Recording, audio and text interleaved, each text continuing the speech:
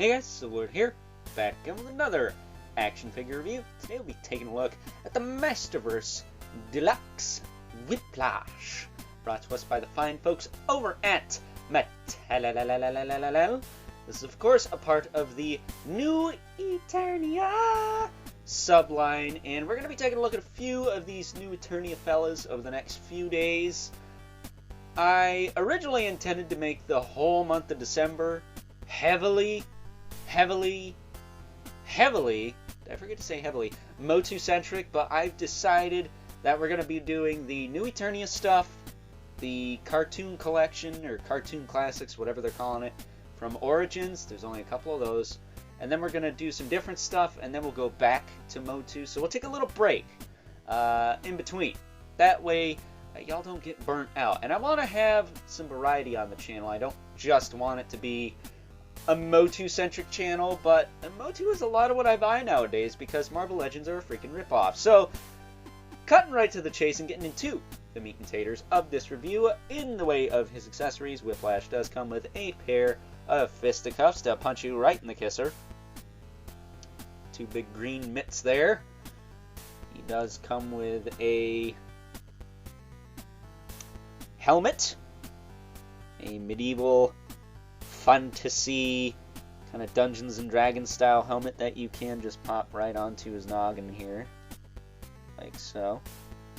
There you go. And this helmet does kind of come into play as far as the aesthetic goes, particularly with the side profile of this figure, and we'll look at that in a minute. But he also comes with a trusty axe and torch, single-headed axe that is. And as far as this torch goes, you can actually pop the flame off like so, and you get a very Ghost of Christmas Present inspired torch here. Maybe not 100%, but you could totally use it for that if you got the recent Figura Obscura Father Christmas from Four Horsemen Studios, the one with the green robes, that is. This would go good with him, and I might actually put that with him. Might have to find a flame to put inside of here, because having this big chunky flame on the outside is cool. That's not exactly how a torch works. That's how like a regular, you know, wooden kind of club torch works. But as far as one of these goes, the flame is typically on the inside. Sorry, I'm a bit of a medieval history nerd myself, so I just feel the need to be right about things sometimes, you know? And then, of course, Whiplash comes with his trademark spear, which is pretty much as tall, if not maybe a little taller than he is. So that's cool. And then he also has his tail, which is a bendy wire. You can bend it, but you can't bend it too much. And I wouldn't really be worried about the wire poking through this thing, unlike that squeeze from Masters of the Universe Origins we looked at yesterday. There's a little nub in here, but that's not the wire, that's just plastic. Because this thing is thick with like 4 C's that are capitalized on it. This thing is not very pliable, so you don't really have much to worry about there. You can pretty much bend it back, use it as a tripod, and that's your lot. I'll plug that in a little later so we can look at the articulation. Other than that, he does have some removable armor pieces. Like I said, he already has the helmet on. Take that off for a minute. He does have this chest plate, which does have a tendency to pop off. Maybe with a little bit of heat warping you can get it to stay on better, but for me this is as good as it gets, which is fine. He does also have a very Skeletor-inspired belt, too, with a yellow belt there and the tassels hanging down. And then these little gauntlet pieces on his wrists, those are also separate. You can remove those if you swap out the hands. So as far as articulation on this guy goes, he's got a ball joint in the head. He can look up pretty well. He can look pretty much straightforward. And you could see back here, his head looks a little funky. It looks like he's missing his neck. So when you put the helmet on, it kind of helps to cover that. It fills things out a little bit. As long as you have it on the right way. There you go. If you have it on the right way, it's nice and snug, but if you don't, it'll flop around a bit. But there you go. Now it looks like his head is all there and not missing a chunk off the back. It does rotate a little bit, not a ton. His shoulders can go out to the side as much as the armor will allow. And again, the straps do have a tendency to pop out. You just have to adjust them. They do rotate forward and back. He's got a bicep swivel, double elbow, a little loose on this guy, but not terrible. A little chunky too, but again, not terrible. His wrists have a swivel and a hinge, the incorrect hinge for holding weapons, but I tend to give Mattel a pass when it comes to stuff like that because they do give you decent value per dollar. He's got a diaphragm joint that crunches forward a little bit. Doesn't really crunch back, it just kind of goes back into neutral. So there you go.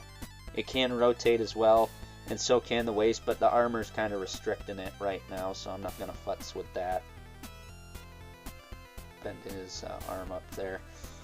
His hips can kick forward and back. His loincloth is a soft, pliable material, but this piece in the front is not. He can kick out to the side. Oh, very tight on that. How about the other side? Yeah, pretty tight joints, actually. Holy crap. He does have a thigh cut.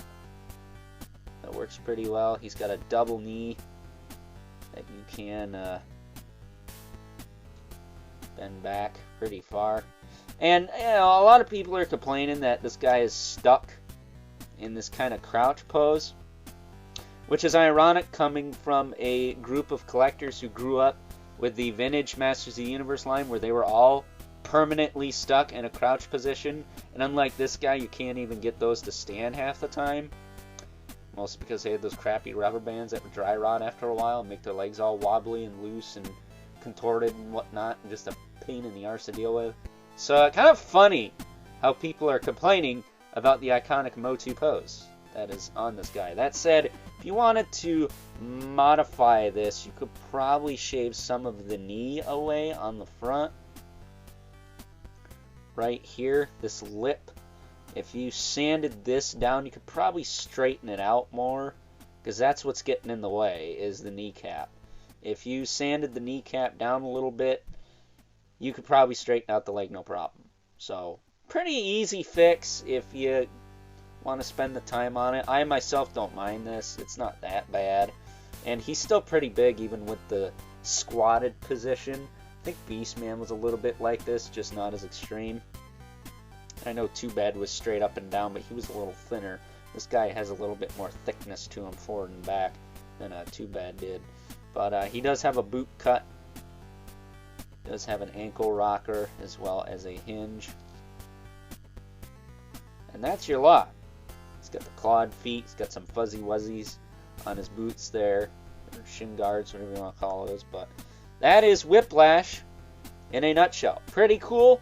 I like the kind of alligator crocodile texture on the back and on the tail, which, speaking of which, the tail just has a socket joint that plugs right into that there. So we are going to take him behind camera and plug that in just in case it wants to be a pain in the butt. There you go. And I should mention he does have peg holes at the bottom of the feet, but thanks to the tail, he's got a nice little tripod situation going on. So that is quite cool, yes indeed. And as far as his accessories go, I tend to go with the spear and the axe, mostly because I do have that Four Horsemen Studios Figura Obscura Father Christmas with the green robes on the way. So chances are I will give him that torch, make a custom Christmas present out of it, but for now I do like to use the spear, which if you have him holding it up here, it does touch the ground, but as it stands, it just kind of sits like that. We give him the axe on the opposing side, which, you know, I typically recommend to heat the hands, but his hands are pretty soft, and they have a nice tight grip on the weapons, so no real need for that. I will tell you, this tail is going to be cumbersome to work with during this review, so I'm going to turn it that way. See if we can get him to stand up. He's not going to stand up that way. Maybe it's not bent enough. Bend it some more. Alright, there we go. Yeah, that looks weird, but it's the only way to get him all the way to the back of my review set. So, you know what? Sue me, but there you go. There is Whiplash in a nutshell. Looking cool. One of my favorite Masterverse figures of the year. Probably not my favorite of the two big guys we've gotten this year. The other one being Too Bad. I think that figure is like borderline perfect. Well, this guy does have a couple shortcomings, but either way, I think for the price of $30, he's not too bad. I think he's really cool, and I would highly recommend him, especially if you don't have the Classics one, which I know some of you watching this probably don't. But yeah, man, I really, really like this figure, and can't recommend it enough. So, with that being said, let's move right along and take a look at some size comparisons. First up, here is good old Whiplash alongside a couple other heavy hitters, both figuratively and literally, from the new Eternia subline, part of the Masterverse line, of course. First up, we have on the left, Beastman, who was my #1 Masterverse figure of last year, the calendar year 2022. And then on the right, we have Too Bad, who is a contender for one of the best figures of this calendar year, 2023, for those of you watching this in the future. Christmas future, maybe. It's right around the corner, you know. That said, Whiplash and Too Bad, I think, are really solid. I really do. I think this Beastman could use a re-release with the new torso articulation and maybe the ratcheted hips that these guys have, because they have like a straight-up disc hinge, kind of detented hinge swivel hip, while Beastman has the kind of barbell ball joint hips we're used to seeing with Masterverse. And at least in my experience, I've had 4 of these. That's a lot, but 3 of them went to friends. This is the only one I got, mine here, that had 2 tight hips. I've had one with 1 tight hip on one side, one with 1 tight hip on the other side, and one with 2 loose hips and an arm that popped off. So I feel like while this Beastman is really, really cool, and I love him still, I mean, you can't go wrong with a big orange crazy monkey man, can ya? I think he could use a redo, because I think the quality of the Masterverse line has improved drastically this past year. So moving these 2 out of the way. He dropped something. That was his hat. I never cared for that bear hat thing. He just kind of falls off his head. This, of course, would not be one of my videos without bringing in the Mythic Legion's Brother Mandibilith, whose hat will not fall off on us. That's because it's glued to his daggum head. And the infamous 11 Spawn. And I know I've been getting a lot of requests, mostly from one person, to switch 11 Spawn to the 2-pack Spawn, but again, that one's cape just, it's not easy to work with. This guy's already hard enough to work with because he's freaking huge. You wouldn't think it looking at him next to Whiplash here. They're about the even, maybe Whiplash is a little bigger, but this Spawn's just a lot easier for me to work with. I don't have a massive review set, so while I would love to do that, maybe I'll put that Spawn in the intro. That way he is still in every video, like good old 11 Spawn here. So with that being said, time to wrap things up. Some final thoughts.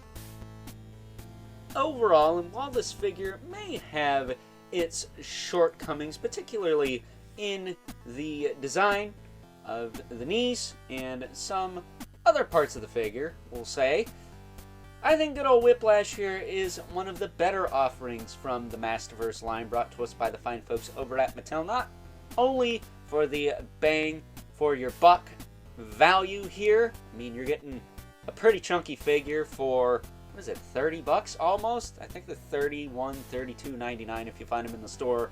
35 if you go the retailer, online retailer route like Big Bad Toy Store. But still, I think you're getting a lot of figure here. Way more than you would from the people of Hasbro who tried to sell us a repainted Spider-Man with minimal accessories on, you know, again, a repainted, retooled buck. How many times is that going to be brought up this year? That has to be like the worst figure of the year, right? Am I tripping? I don't know. But at the end of the day, I really like this figure, and if you manage to pick him up on sale for the low price of $10, like I've seen some people online doing lately, then definitely do not pass him up. He is more than worth that. So, with that being said, hope you guys enjoyed this review. Until next time, I'll catch you guys later.